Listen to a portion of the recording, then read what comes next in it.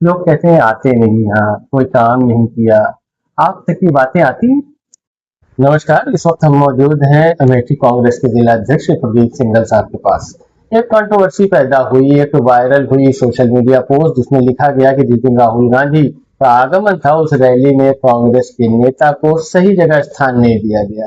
अल्पसंख्यक समाज की तौहीन और इंसल्ट से उसे जोड़ा गया। बहुत चर्चा हुई, लोगों ने शेयर किया, लेकिन सच्चाई क्या है ये जानने के लिए हम मौजूद हैं आदरणीय जिला अध्यक्ष कांग्रेस प्रदीप सिंघल जी के पास। सर, ये आपने भी पोस्ट देखी होगी, जी क्या था मामला, क्या था? देखिए, कल आप ही की पोस्ट मैं देख रहा था, तो मेरा आपसे मिलने का भी था, लेकिन आप आज आ ही गए। तो मेरा ये कहने का मतलब, जो भी चीज दिखने में आ रही है ऐसा होता नहीं, होता कुछ और है, लोग दिखाते कुछ और है।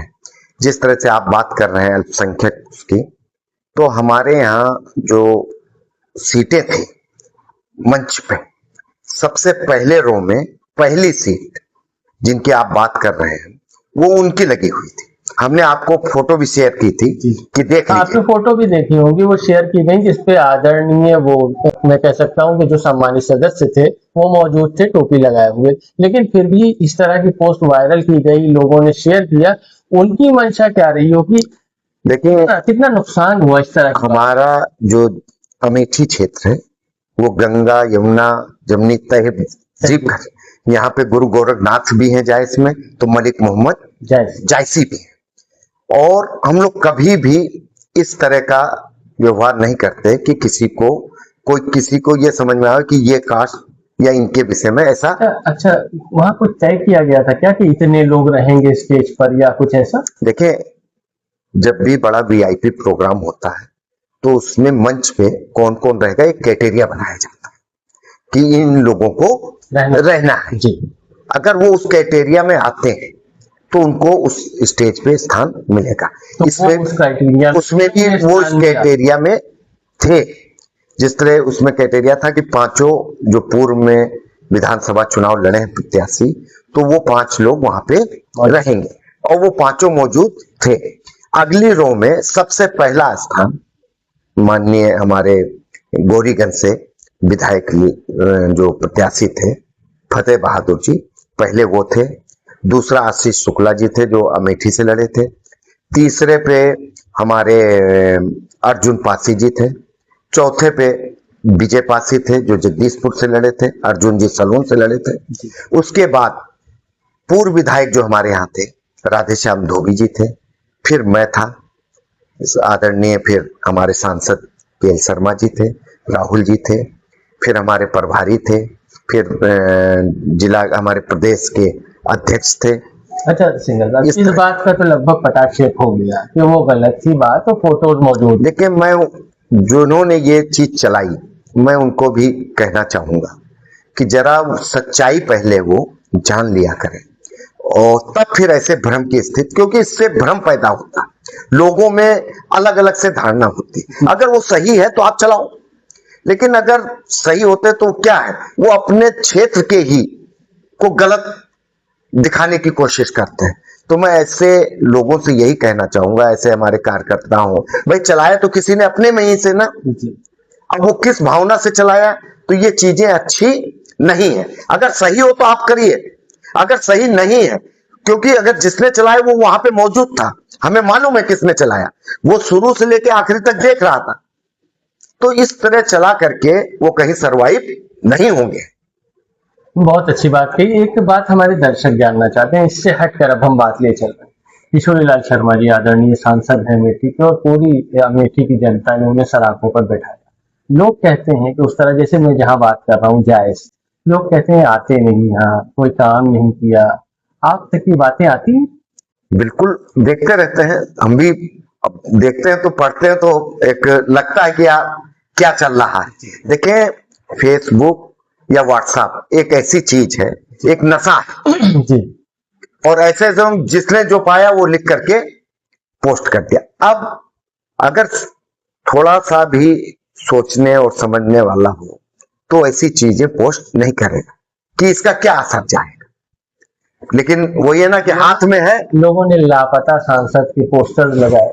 हमारे ख्याल से अभी तक जितने भी सांसद हैं, हम पूरे देश में हम कह रहे हैं, जितना किशोरीलाल सांसद किशोरीलाल शर्मा जी अमेठी में इतनी बार आए हैं कि कोई सांसद इतनी दौरे नहीं किया होगा। ये बात हो सकती है कि उतना मीडिया में प्रचारित नहीं ना, वो उनका एक काम करने का है, हर तरह के काम, छोटा छोटा बड़ा से बड़ा, उनमें करने की कुवत है।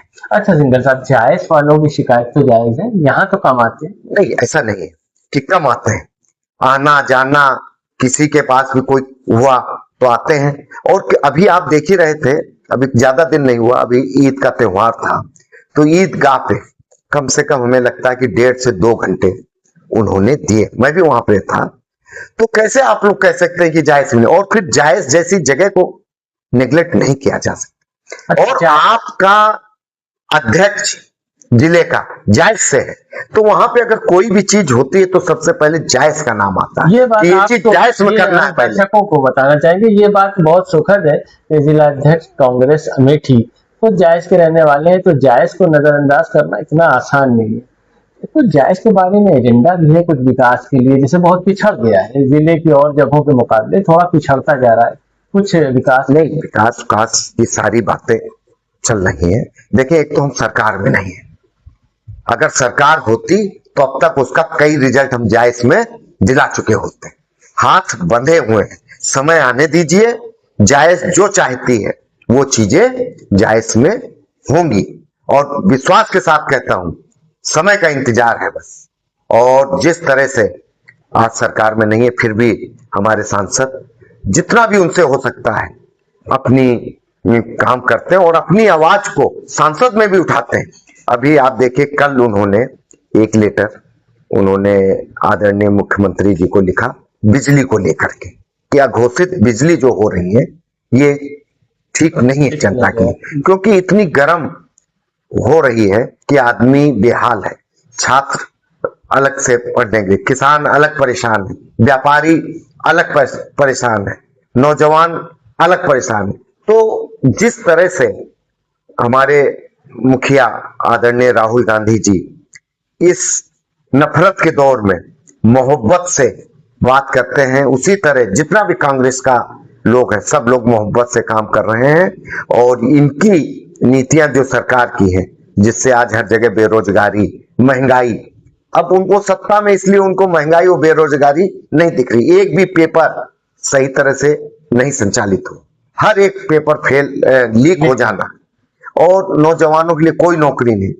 आज ये पोजीशन है कि जगह जगह लाइन लग रही है, ना पेट्रोल टंकी पे पेट्रोल डीजल है, और गैस की इतनी मारामारी कि बेचारे सुबह से लेकर शाम तक लाइन में लगे रहते हैं और उनको मुहैया नहीं हो पाता। सिंगल ये बात तकरीबन पूरी हो गई, हमारे दर्शक भी मुझे लगता है संतुष्ट हो गए होंगे। ये 2027 का विधानसभा चुनाव, चर्चा हो रही कौन लड़ेगा, कहां से, हर जगह लोग दिखाई दे रहे हैं कि क्या कुछ होने जा रहा है, 27 की तैयारी। आप पिछली बार प्रत्याशी रहे, इस बार आप मैदान में, अगर पार्टी ने विश्वास जताया आप पर और आपको टिकट दिया, तो आप लड़ना चाहेंगे? देखिए, ये पार्टी तय करती है कि किसको लड़ना है, किसको नहीं।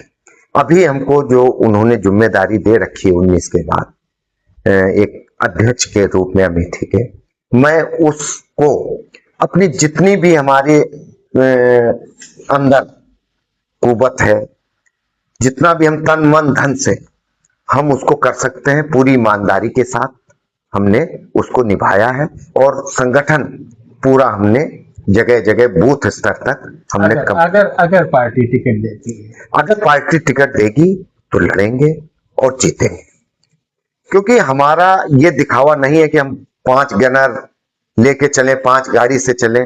हमारी जो अपनी पहचान है वो एक मोहब्बत की पहचान है, सबसे प्यार मोहब्बत से बात करने की पहचान है, और विकास हमारा मेन एजेंडा। चुनाव के समय जिस तरह से धार्मिक बातें की जाने लगते हैं, और बहुत तरह से ऐसा माहौल बनाया जाता है कि बिल्कुल कट्टरपंथी लोग एकजुट होने लगते हैं, ऐसे में आप जो इन सब से दूर रहते हैं, आप चुनाव कैसे लड़ेंगे?